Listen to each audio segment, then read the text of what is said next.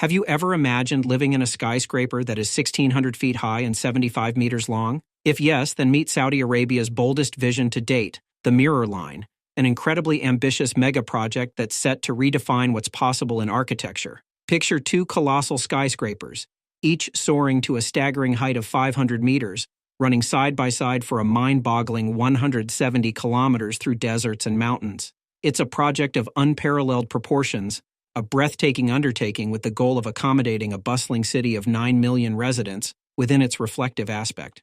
But beyond its unbelievable structure, questions arise. Can Saudi Arabia transform this seemingly fantastical dream into a tangible reality? And what's driving the kingdom to involve on such an extraordinary adventure? In this exploration, we take a closer look at the heart of the Mirror Line, unveiling its aspirations, hurdles, and the global attention it's captured. But why do they propose such insane plans? Can they really make it happen? Or are there other intentions behind it? Let's find out. This gigantic skyscraper, known as the Mirror Line, aims to provide housing for around 5 million people and comes with a jaw-dropping price tag of $1 trillion. What makes it even more remarkable is its towering height, surpassing even the Empire State Building, and its sleek mirrored glass exterior. The Mirror Line is a central component of the Neom Desert City, a project so vast it's set to rival the size of the entire state of Massachusetts. The Neom City, unveiled in January 2021 by Saudi Crown Prince Mohammed bin Salman, aspires to become a royal and iconic construction project, much like the timeless pyramids of Egypt. Back then, Prince Mohammed expressed his vision, stating, "The line is a project that is a civilizational revolution that puts humans first." He set an ambitious goal for the Mirror Line to be completed by 2030. Although experts have suggested it might take as long as 50 years to build. The prince outlined the project's objectives, aiming for a community of 1 million residents who could conveniently meet within a 5-minute stroll and traverse the entire distance within just 20 minutes. Moreover, the venture is expected to rely on sustainable and renewable energy sources. Because the building is incredibly long, it needs special support beams to adjust for the Earth's curve. Additionally, there are plans to include a marina for boats. These advanced buildings have a shiny silver look and detailed interiors with stairs, plants, and homes. The idea is to create a community where people live in a long line, and they will have access to farming integrated into the building's walls to get their food. People are expected to sign up for a meal plan that includes 3 meals a day. Prince Mohammed highlighted that living in the desert won't just mean dealing with heat and sand. The Mirror Line will also include a sports stadium positioned 1,000 feet above the ground. Additionally, these buildings are designed to be completely eco-friendly and sustainable for the local environment. Environmental experts believe that the immense size and length of the Mirror Line could disrupt the routes of migrating birds. The mirrored glass on the building might also confuse these birds, which goes against the project's claim of being environmentally friendly. Originally, the Mirror Line project was planned to take 50 years to complete, but now they aim to finish it by 2030. However, builders and city planners are facing numerous questions and controversies. Some people who are less concerned about politics wonder if the projects are too ambitious. Saudi Arabia had previously abandoned plans to construct a mile-high desert skyscraper due to funding issues. Surprisingly, high oil prices are actually helping fund Salman's Mirror Line and Neom projects. Prince Salman also hopes that this project will create many new jobs and reduce the country's reliance on oil as its primary source of wealth. If it gets built, this skyscraper will stretch all the way from the Gulf of Aqaba, pass through a mountain range, and continue along the coast to a desert area designed for aviation and urban development. The people living there will use a super-fast train that takes just 20 minutes to travel from one end of the city to the other. Within 5 minutes, they can reach all the city's facilities and services. The line will be situated near the Red Sea, covering an area of 34 square kilometers and having room for 9 million residents. Even though it's incredibly long, the city will be quite narrow, just 200 meters wide. The skyscrapers within it will stand at 500 meters tall, even taller than the Empire State Building. What makes this place unique is that there won't be any streets cars or pollution from cars. It will rely entirely on renewable energy sources. The line is a part of the Neom project, which is a crucial component of Saudi Arabia's Vision 2030. This initiative aims to create an eco-friendly economic zone using cutting-edge urban construction techniques. The goal is to attract foreign investments and multinational corporations, reducing Saudi Arabia's reliance on oil and competing with the United Arab Emirates.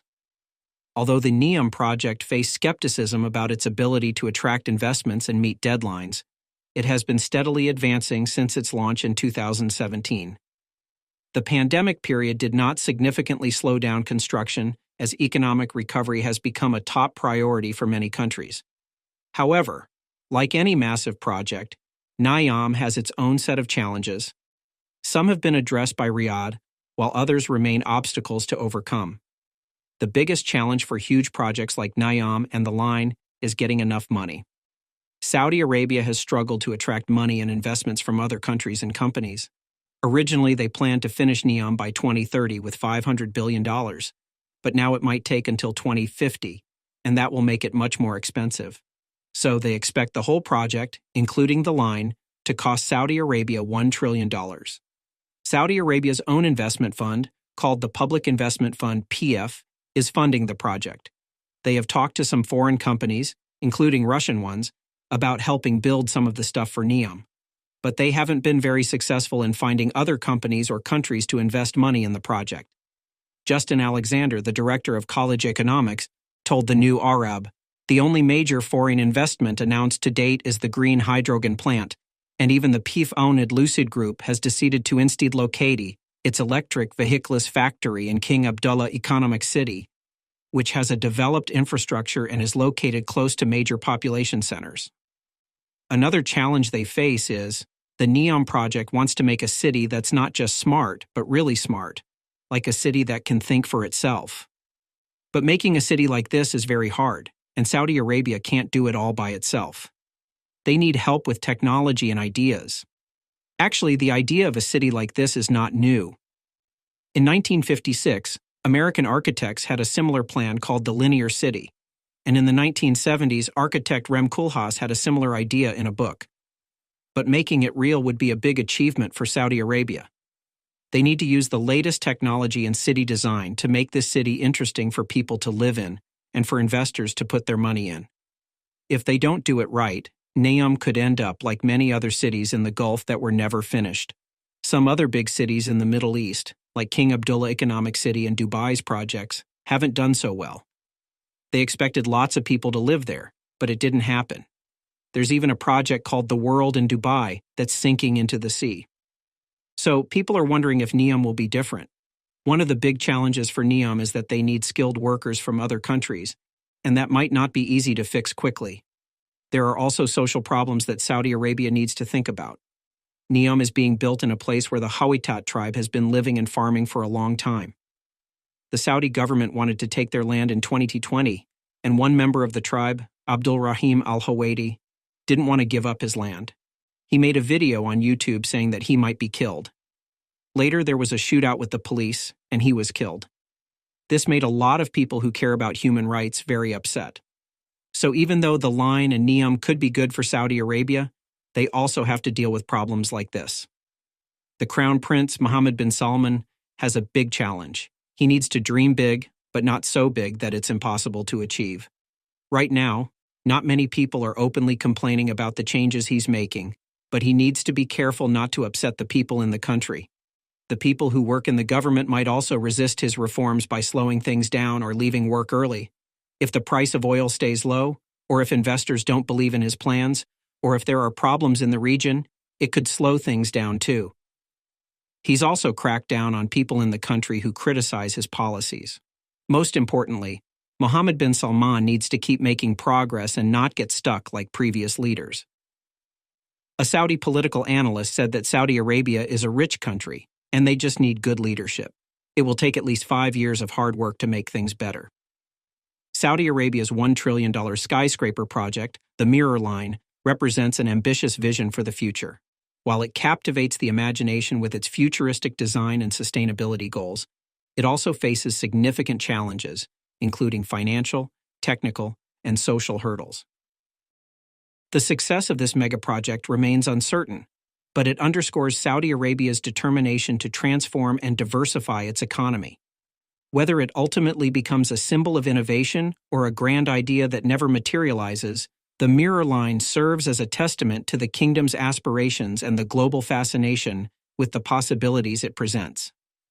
Only time will tell if this extraordinary thinking becomes a reality or remains a captivating vision of what could be. But will the Saudi government find a way to overcome the hurdles underway, and will King Salman's dream city will turn into reality? Let us know your opinion in the comments down below.